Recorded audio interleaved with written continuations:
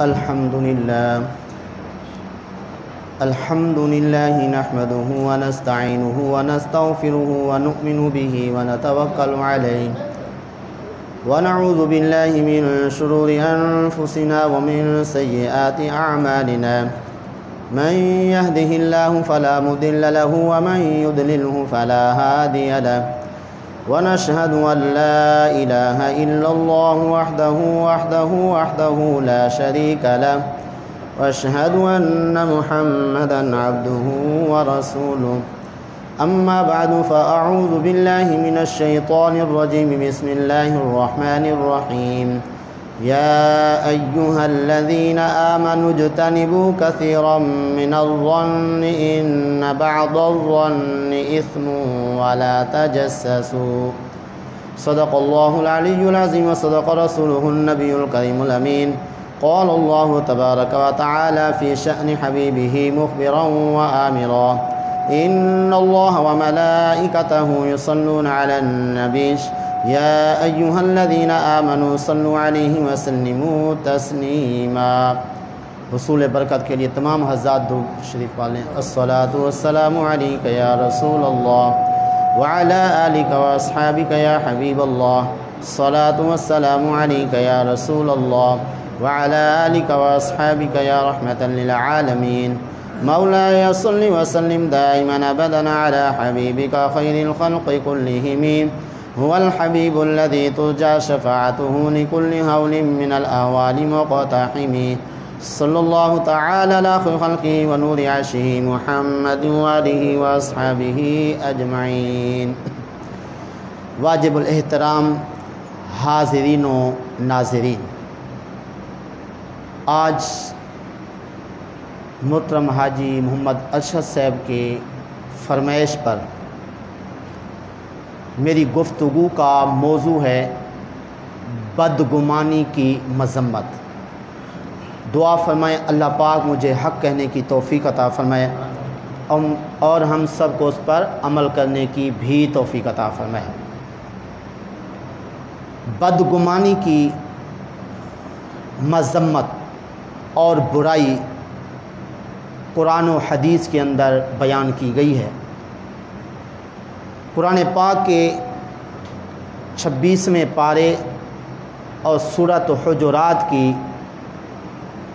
26ویں آیت کے اندر اللہ تبارک و تعالی نے ارشاد فرمایا یا ایھا الذین آمنوا اجتنبوا کثیرا من الظن ان بعض الظن اثم۔ اے ایمان والو، تم بہت زیادہ گمان کرنے سے بچو، بے شک بعض گمان محض گناہ ہیں۔ ولا تجسسوا، اور تم جاسوسی نہ کرو، کسی کے عیب خفیہ طور پہ تم تلاش نہ کرو۔ تو اس آیت مقدسہ میں پوری آیت تو نہیں پڑھی، صرف آدھی آیت پڑھی ہے۔ اس آدھی آیت کے اندر اللہ تعالیٰ نے دو چیزوں سے ہمیں روکا ہے اور ایک چیز جس سے روکا ہے اس کا نقصان بھی بتایا ہے۔ پہلی چیز جس سے منع کیا، فرمایا بہت سارے گمانوں سے بچو، یعنی گمان کئی قسم کے ہوتے ہیں، اچھے بھی ہوتے ہیں برے بھی ہوتے ہیں، تو زیادہ گمانوں سے تم بچو۔ کیوں؟ فرمایا کہ بعض گمان جو ہیں وہ گناہ ہیں۔ کون سے گمان گناہ ہیں؟ جو بد گمانی ہوتی ہے، جو برے خیالات کسی کے بارے میں بندہ سوچ لیتا ہے، تو وہ اللہ تعالیٰ اور اس کے رسول کے ہاں گناہ ہیں، اور ان گناہوں سے بچنے کی کوشش کرنی چاہیے۔ بدگمانی اگرچہ ایک گناہ ہے، لیکن ایک گناہ کے کر لینے پر کئی بندہ اور گناہ کر لیتا ہے۔ اس کی تفصیل یوں سمجھیے، جو بدگمانی ہے، بدگمانی کے دینی نقصان بھی ہیں، دنیاوی نقصان بھی ہیں۔ دینی نقصان 4 قسم کے ہو سکتے ہیں۔ نمبر 1، بدگمانی جس نے کی ہے، جس کے بارے میں بدگمانی کی ہے، اگر اس کے سامنے اپنی بدگمانی کا اظہار کرے گا تو اس مسلمان بھائی کی دل آزاری ہوگی۔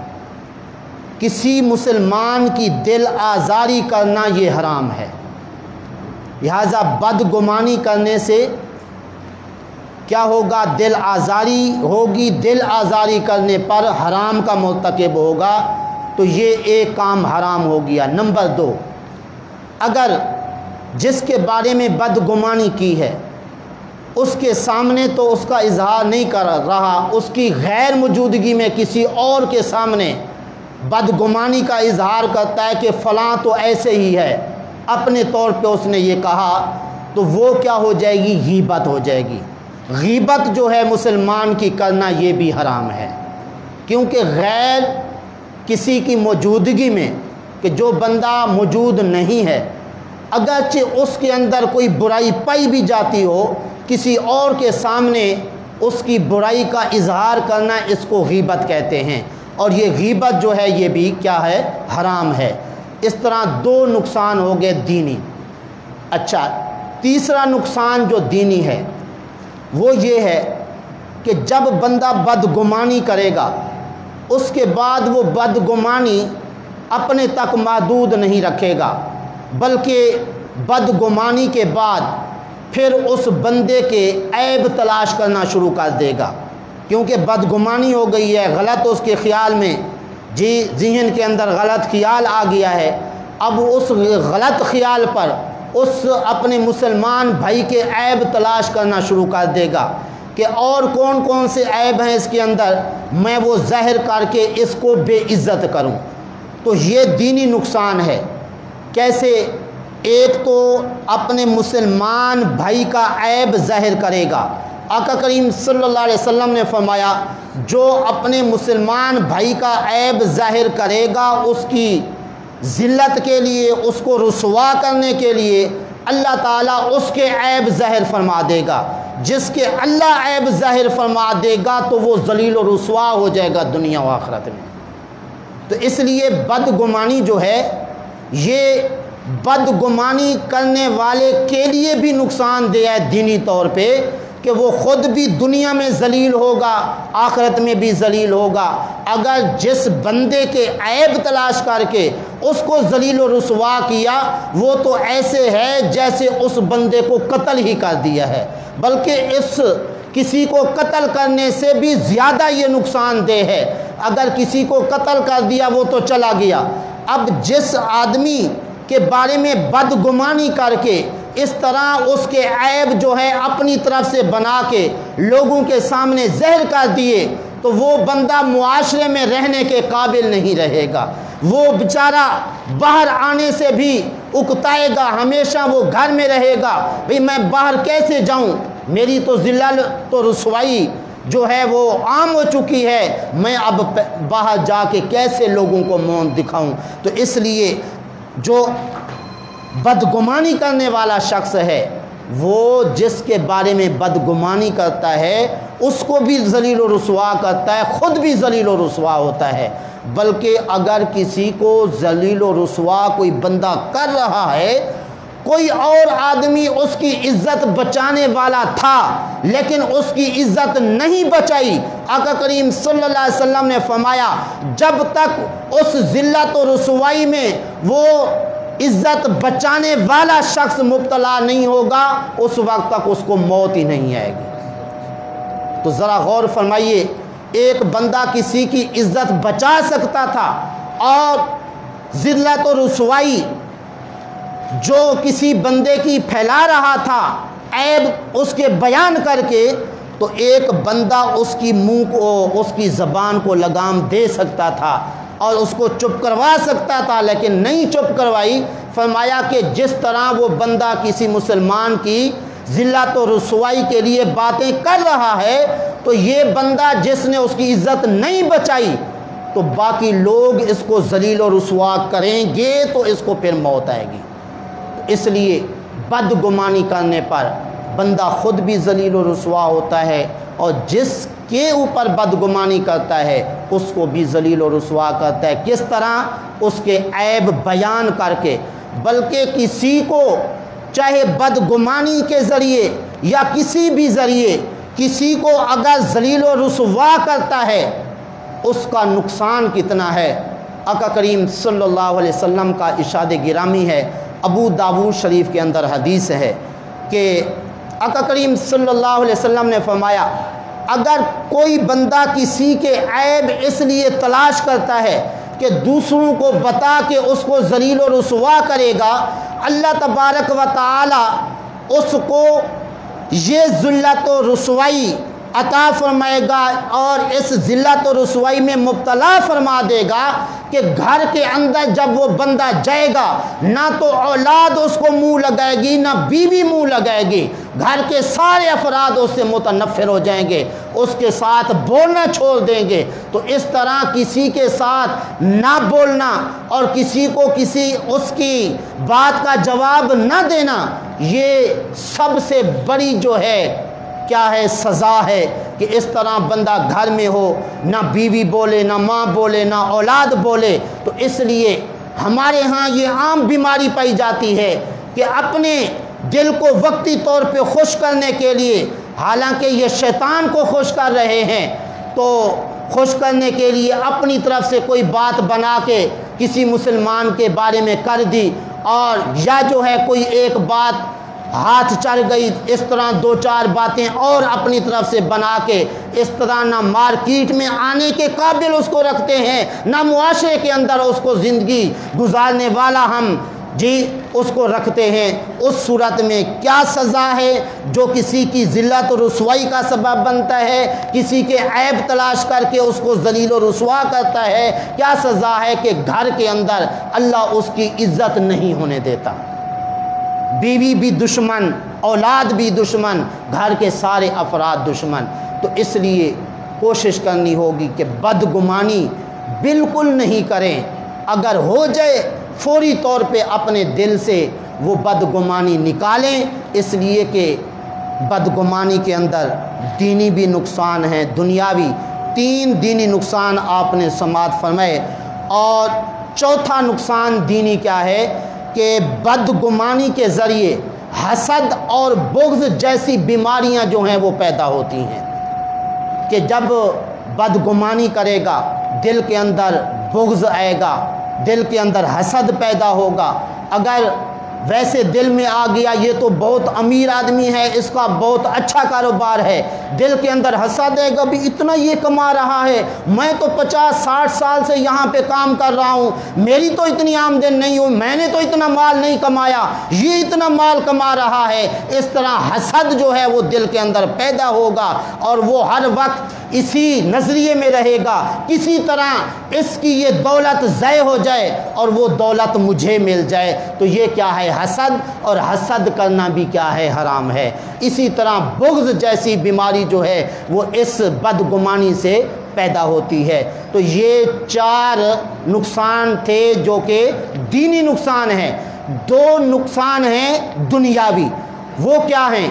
نمبر 1 کہ یہ بدگمانی میاں بیوی کے درمیان جدائی کرا دیتی ہے، 2 بھائیوں کے درمیان جدائی کرا دیتی ہے، ساس اور بہو کے درمیان جو ہے یہ بدگمانی جدائی کروا دیتی ہے۔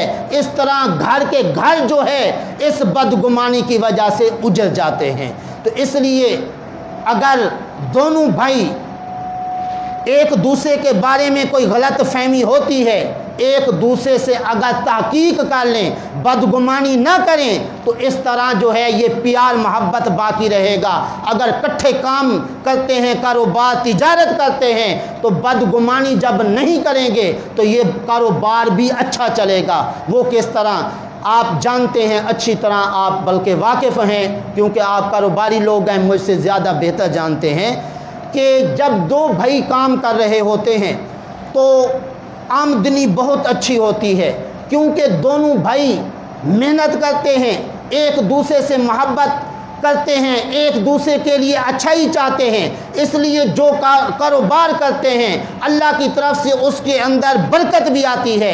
جب بدگمانی پر یا کسی وجہ سے دو بھائی الگ ہو جاتے ہیں، ظاہر ہے دو دکانیں اکٹھی ہوں گی، اب گاہک تو وہی ہیں جو پہلے آتے تھے، ایک بھائی کہے گا گاہک کو یہ میرے پاس ہے، اس کے پاس نہ جائے، دوسرا کہے گا میرے پاس آ جائے، بلکہ دور سے اشارہ کرے گا ادھر آؤ میرے پاس، کیا لینا ہے آپ نے؟ تو اس طرح دوسرے کے لیے کیا کرے گا؟ حسد بازی کرے گا، اس کے پاس یہ گاہک نہ جائے۔ اس حسد بازی کی وجہ سے دونوں بھائیوں کے رزق کے اندر کمی آ جائے گی اور بے برکتی آئے گی، اور اس طرح دونوں بھائی پریشان رہیں گے۔ یار پہلے تو ہمارا کام اچھا تھا جب ہم اکٹھے کاروبار کرتے تھے، اب پتہ نہیں کیا ہو گیا، ہمارے روزگار کے اندر بے برکتی ہو گئی اور برکت چلی گئی۔ وہ برکت کیوں چلی گئی؟ وہ اسی وجہ سے، بدگمانی کی وجہ سے جب الگ ہوئے، الگ ہونے کے بعد ایک تو برا کام کیا بدگمانی کے بعد الگ ہوئے، پھر اس کے بعد حسد والی بیماری پیدا ہو گئی کہ اس میرے بھائی کے پاس اتنے گاہک جاتے ہیں، میرے پاس کیوں نہیں آتے؟ تو اس طرح ایک دوسرے سے حسد کی وجہ سے اللہ تعالیٰ ان دونوں بھائیوں کے رزق سے برکت جو ہے وہ اٹھا لیتا ہے۔ تو اس لیے جب الگ ہو جاتے ہیں، ان کے روزگار کے اندر جب برکت نہیں رہتی تو اس طرح گھر کے اندر بھی پریشان رہتے ہیں اور مارکیٹ کے اندر بھی آ کے پریشان رہتے ہیں۔ اس لیے جب بدگمانی نہیں کریں گے، دونوں بھائی جو ہے محبت پیار سے رہیں گے، کاروبار کے اندر برکت بھی رہے گی اور اس طرح گھر جو ہے وہ بھی آباد رہے گا، کاروبار بھی ماشاءاللہ ٹھیک رہے گا۔ تو اس طرح جو ہے بدگمانی اگر ساس کے دل کے اندر آ جائے تو وہ بیوی کو، اپنی بہو کو جو ہے گھر کے اندر رکھنا برداشت نہیں کرتی، یہاں تک کہ جب تک اپنی بہو کو طلاق نہ دلوا دے اس وقت تک وہ چین سے بیٹھتی نہیں ہے۔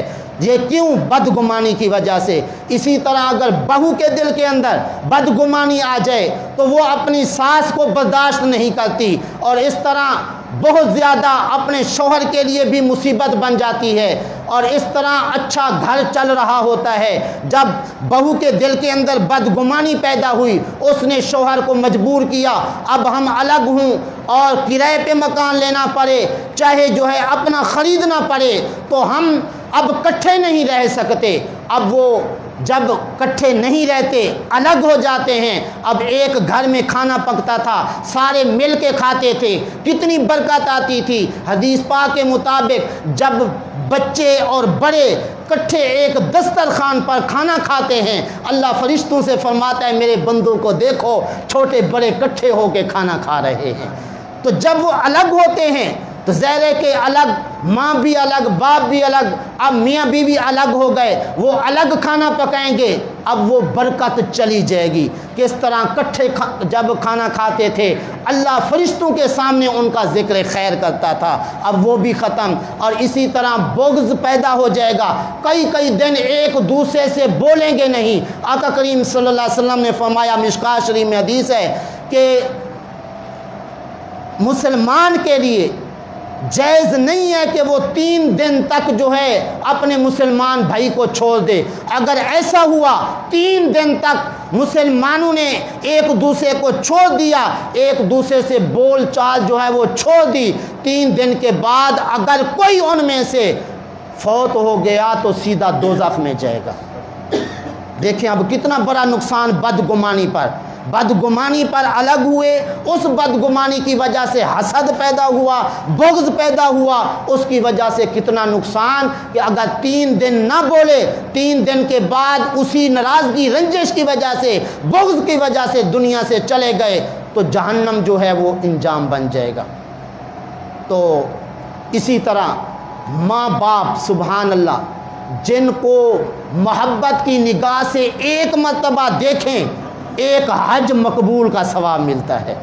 آقا کریم صلی اللہ علیہ وسلم نے جب بیان فرمایا نا کہ شفقت اور مہربانی سے جب کوئی اپنی ماں یا اپنے باپ کو دیکھتا ہے، ایک نظر دیکھنے سے اس کو مقبول حج کا ثواب ملتا ہے۔ صحابہ نے عرض کی حضور کوئی اگر 100 مرتبہ دیکھے، حضور فرمایا 100 مرتبہ بھی دیکھے اس کو 100 حجوں کا ثواب ملے گا۔ اب دیکھیں بدگمانی کی وجہ سے جی، اور بغض اناد کی وجہ سے جب ماں باپ کو اولاد چھوڑ کے الگ ہو جاتی ہے، چاہے کرائے کے مکان پر یا اپنا مکان خرید کر، اس صورت میں اب کتنے نقصانات ہو رہے ہیں۔ ماں کو باپ کو ایک مرتبہ دیکھنے سے حج مقبول کا ثواب ملتا تھا، وہ بھی گیا۔ اب جب الگ ہوں گے، بیوی پھر تنگ کرے گی کہ تم اب ماں باپ کو خرچہ کیوں دیتے ہو، اب تو ہم الگ ہو گئے، اب ساری کمائی تم نے آ کے میری تلی کے اوپر رکھنی ہے، ماں باپ کو کچھ بھی نہیں دینا۔ اب ماں باپ کی جو پہلے خدمت کرتے تھے اور خدمت کر کے اتنا عظیم ثواب حاصل کرتے تھے، اب وہ ثواب بھی گیا، کیوں؟ اس بدگمانی کی وجہ سے۔ اس لیے عورتیں جو ہیں چونکہ یہ کم عقل ہوتی ہیں، اس لیے ان کم عقل عورتوں کی بات سن کے فیصلے نہیں کرنے چاہیے۔ بیویوں کی بات سن کے پہلے تحقیق کریں کہ واقعی یہ جو کچھ کہا جا رہا ہے یہ سچ ہے یا نہیں ہے۔ تو اگر تحقیق ہو جائے سچ ہے تو پھر اس کا کوئی نہ کوئی فیصلہ کریں، اچھا فیصلہ کریں، برا نہیں۔ تو اس طرح سنی سنائی باتوں پر اگر فیصلے کریں گے تو بہت زیادہ نقصانات اٹھائیں گے۔ اس طرح کاروبار کے اندر بھی برکت اٹھ جائے گی۔ جب ماں باپ سے الگ ہو جائیں گے، ماں باپ کو کئی دن تک جو ہے وہ ملیں گے نہیں، اس طرح حج کا ثواب بھی گیا۔ اور اس طرح جب بیوی بار بار جو ہے وہ اکسائے گی تیری ماں یوں ہے، تیرا باپ یوں ہے، تو دل کے اندر اور بغض پیدا ہوگا، ماں باپ کو ملنا گوارا نہیں کرے گا۔ تو اس طرح جب ماں باپ سے صلہ رحمی نہیں کرے گا، ماں باپ کی خدمت نہیں کرے گا، تو اس کی زندگی بھی تنگ ہو جائے گی، اس کا روزگار بھی تنگ ہو جائے گا۔ اس لیے آقا کریم صلی اللہ علیہ وسلم نے فرمایا کہ کوئی شخص اگر چاہے کہ اس کی زندگی لمبی ہو، اس کا رزق وسیع ہو، وہ صلہ رحمی کرے۔ تو ماں باپ کے ساتھ صلہ رحمی سبحان اللہ سب لوگوں سے صلہ رحمی کرنے سے زیادہ فضیلت والا ہے کہ اس طرح ماں باپ کو کما کر کھلانے کی وجہ سے بعض گناہ ایسے ہیں وہ معاف ہوتے ہیں۔ اگر ماں باپ کی خدمت نہیں کریں گے تو اس صورت میں وہ گناہ معاف نہیں ہوں گے۔ دیکھیے ایک شخص آقا کریم صلی اللہ علیہ وسلم کی بارگاہ میں آیا، عرض کی آقا دیکھیے کہ میں کوئی گناہ کر چکا ہوں، اس گناہ کا کوئی علاج بتائیں۔ آقا کریم صلی اللہ علیہ وسلم نے پوچھا نہیں تم نے کون سا گناہ کیا، اس کا مطلب کہ حضور جانتے تھے کہ یہ کون سا کام کر کے آیا ہے۔ فرمایا تیری ماں زندہ ہے؟ عرض کی نہیں۔ تیری خالہ زندہ ہے؟ عرض کی ہاں۔ فرمایا اس کی خدمت جا کے کرو، تمہارا وہ گناہ معاف کر دیا جائے گا۔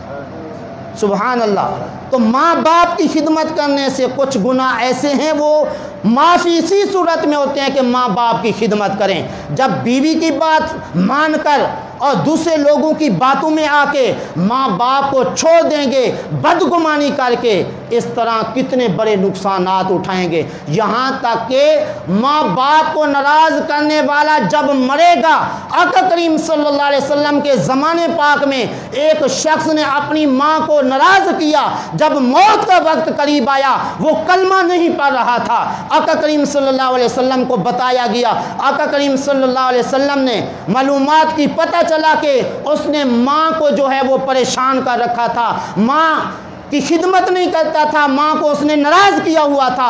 آقا کریم صلی اللہ علیہ وسلم نے فرمایا اس نے ماں کو ناراض کیا اس لیے یہ کلمہ نہیں پڑھ سکے گا۔ اس لیے اگر چاہتے ہیں کہ خاتمہ ایمان پر ہو تو پھر اپنی بیویوں کی باتوں میں نہ آئیں، باقی لوگوں کی باتوں میں نہ آئیں۔ ماں باپ کو دیکھیں کہ ماں باپ نے کتنی خدمت کر کے، کتنی محنت کر کے اتنا بڑا کیا ہے، آج تم سنی سنائی باتوں پہ آ کے اپنے ماں باپ کو دھتکار رہے ہو۔ اس طرح یہ جو آج کل لوگ ٹھوکریں کھا رہے ہیں، اس کی ایک وجہ یہ بھی ہے ماں باپ کی خدمت نہیں کرتے، ماں باپ کا کہنا نہیں مانتے، بلکہ کتابوں کے اندر یہاں تک موجود ہے اگر ماں نے کہہ دیا بیٹا ادھر آؤ، باپ نے کہہ دیا بیٹا ادھر آؤ، آگے بیٹا کہتے ہیں میرے پاس تو ٹائم ہی نہیں ہے۔ جس طرح آج کل کاروباری لوگ کہتے ہیں نہیں نہیں ہم نے دکان پہ جانا ہے، ہمارے پاس کوئی ٹائم نہیں ہے آپ کے پاس آنے کا، تو یہ سب سے بڑا گناہ ہے اتنا کہہ دینا ہمارے پاس ٹائم نہیں ہے۔ تو اس لیے میں عرض کر رہا تھا کہ بدگمانی کرنے کی وجہ سے کیا نقصان ہوتا ہے کہ ساس بہو کے درمیان جدائی، دو بھائیوں کے درمیان جدائی، اور باپ اور اولاد اور اسی طرح ماں اولاد کے اندر جو ہے کیا ہو جاتی ہے، جدائی ہو جاتی ہے، اور یہ جدائی جو ہے بہت بڑی نقصان دہ چیز ہے۔ اور اسی طرح فرمایا کہ جو دنیاوی نقصان ہے جی دوسرا وہ یہ ہے کہ جب بندہ جو ہے بدگمانی کرے گا تو اس طرح وہ اپنے دل کے اندر اپنے بھائی کے خلاف بغض رکھ لے گا، حسد رکھ لے گا، کینہ اور جو ہے اناد رکھ لے گا، یہاں تک کہ ہر ہفتے کے اندر پیر اور جمعرات کو 2 مرتبہ اللہ کے ہاں اعمال نامہ پیش ہوتا ہے، اللہ پاک ہر بخشش مانگنے والے کو بخش دیتا ہے، فرشتوں کو فرماتا ہے یہ جو 2 بھائی آپس میں لڑے ہوئے ہیں اور ان کی آپس میں رنجش ہے، جب تک یہ ایک دوسرے سے راضی نہیں ہوں گے ان کو میں بخشوں گا نہیں۔ تو اس لیے یہ کینہ اور بغض لانے والی چیز کیا ہے، یہ بدگمانی۔ تو اس لیے بدگمانی سے ضرور بچنا ہے۔ اور مشکوٰۃ شریف میں آقا کریم صلی اللہ علیہ وسلم نے ارشاد فرمایا ایاک والظن فإن الظن اکذب الحدیث، فرمایا بدگمانی سے اپنے آپ کو بچاؤ کیونکہ بدگمانی بدترین جھوٹ ہے، بدترین جھوٹ ہے کہ کسی سے سنی سنائی باتوں پر جو ہے عمل کر لینا، اور اس طرح کسی نے ویسے بات کر لی وہ سن کے اپنی طرف سے کوئی اور بھی پروگرام بنائے، ہاں اگر اس نے یہ بات کی ہے اس میں یہ بھی ہو سکتا ہے اس نے میرے بارے میں یہ بھی سوچا ہوگا، یہ بھی سوچا ہوگا، یہ بھی سوچا ہوگا، اس طرح اپنی طرف سے پروگرام بناتا جائے گا اور اس طرح پہاڑ کھڑا کر دے گا۔ تو اس لیے آقا کریم صلی اللہ علیہ وسلم نے فرمایا بدگمانی بدترین جھوٹ ہے، اس لیے تم نے اس سے بچنا ہے۔ فرمایا ظن المومنین خیرا، تم مومنوں پر اچھا گمان کرو۔ حضور کیا فائدہ ہوگا؟ فرمایا اس اچھے گمان کرنے کی وجہ سے تم کامل مومن بن جاؤ گے جی، کہ اچھا گمان کرنا یہ ایمان کی نشانی ہے۔ اور ایک روایت میں آقا کریم صلی اللہ علیہ وسلم نے فرمایا اچھا گمان کرنا اچھی عبادت ہے۔ تو اس لیے جب اچھا گمان کریں گے، مثلاً کہ ایک بھائی آ کے کہتا ہے وہ والد صاحب نے مجھے تو ایک پلاٹ دے دیا ہے لیکن تیرے بارے میں اس نے کہا ہے کہ تجھے کچھ نہیں دے گا، ٹھیک ہے۔ اب یہ سننے کے بعد دل کے اندر زہر ہے کہ تھوڑا سا یہ جھٹکا تو لگے گا، بھئی کماتا میں ہوں، یہ تو کماتا ہی نہیں ہے، یہ پڑھتا رہتا ہے، تعلیم حاصل کرتا رہتا ہے، کمائی میں کر رہا ہوں، الٹا میرے بارے میں وہ کہتے ہیں کچھ نہیں دیں گے، یہ بھی کمال ہے۔ لیکن وہ اس جھوٹ پر تحقیق نہیں کرے گا اور جا کے ماں باپ کے سامنے اونچا اونچا بولنا شروع کر دے گا، تو اس صورت میں کیا ہوگا؟